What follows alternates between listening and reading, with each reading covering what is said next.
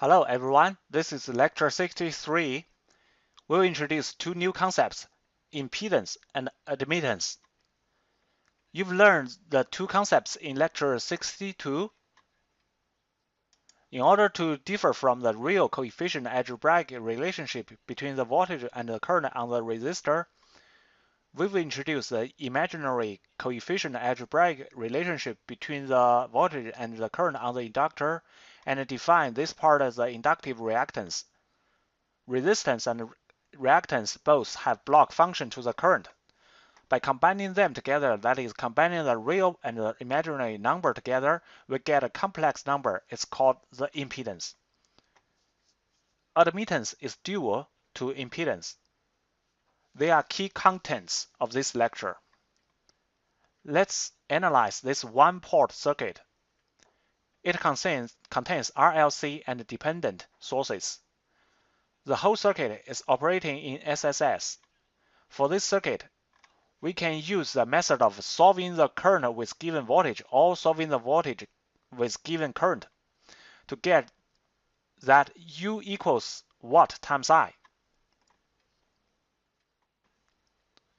Inside the one-port circuit, the characteristic of resistor is U equals R times I. The characteristic of inductor is U equals J omega L times I.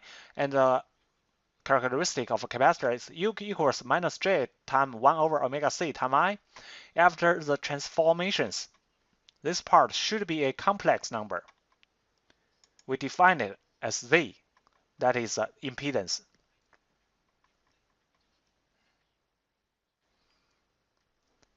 The impedance often has a real part and imaginary part.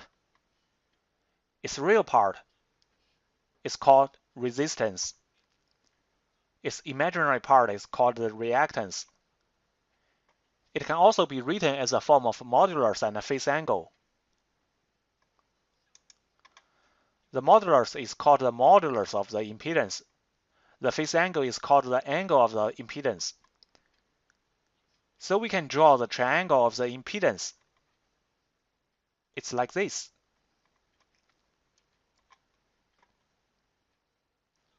The triangle shows the relationship between the expression of real and imaginary parts and the expression of modulus and phase angle. It's easy to understand. Let's take this RLC serial circuit as an example to explain the impedance characteristic of the one-port network. From the figure, we know that Z equals R plus J omega L minus J times 1 over omega C. And it equals R plus J times omega L minus 1 over omega C. We can write it as a form of modulus and angle. This phase angle has different conditions when L and C have different values. In the first condition, omega L is larger than 1 over omega C, so phi is larger than 0, and U leads I.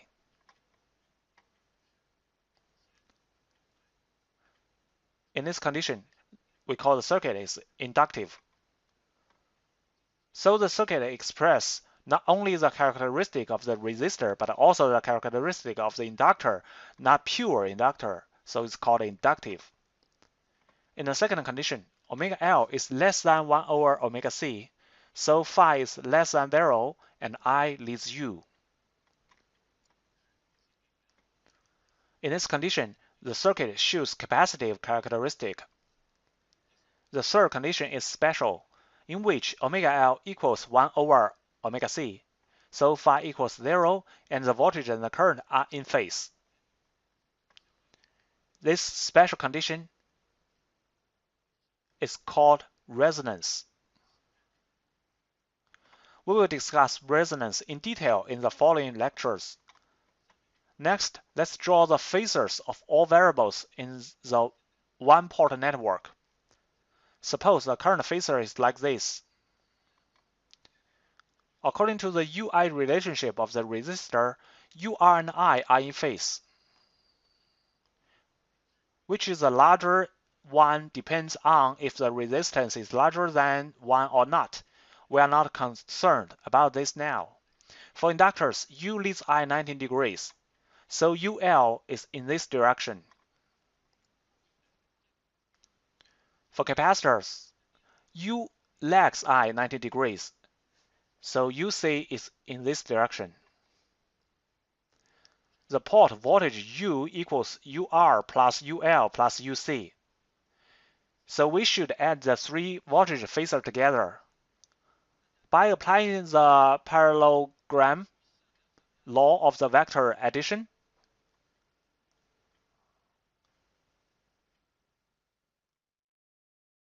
we can get the voltage phasor. But in circuit course, we are accustomed to the method of joining them head to tail. It's like this. We draw the current phasor. The horizontal phasor is called the reference phasor.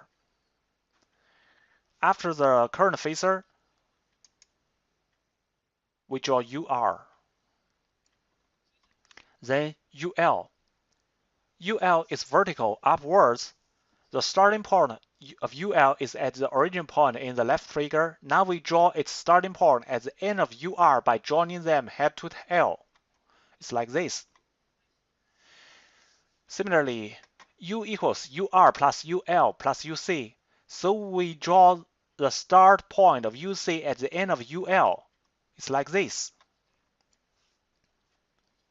Then we get the phasor U directly. By comparison, you will find the method of head to tail is simpler and clearer. So you should be familiar with this method. This graph is called the phasor graph. Phasor graph is an effective tool for solving SSS circuit, so you must understand and grasp it. We've drawn the condition when omega L is larger than 1 over omega c. when omega L is less than 1 over omega c. the phasor graph is like this.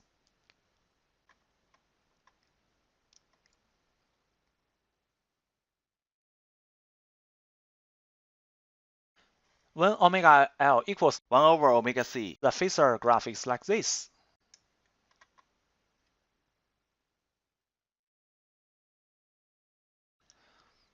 The value of UL and UC depends on RLC. In SS circuits, we can often find that the value of some branch variable, such as UL or UC, is larger than the value of the port voltage.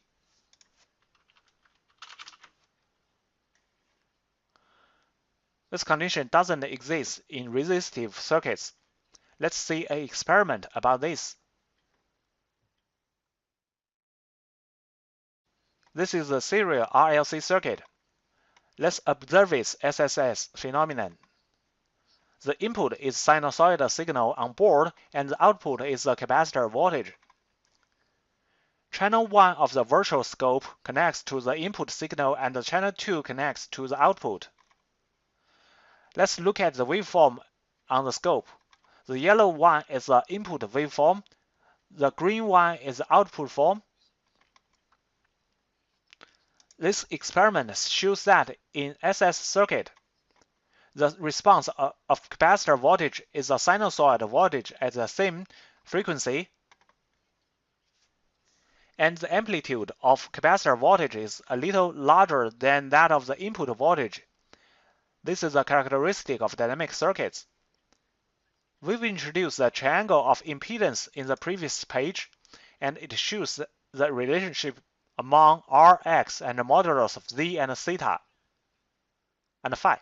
For this circuit, this part is called UR, and this part is called UX. It has been seen both in the phasor graph of inductive and capacitive circuits.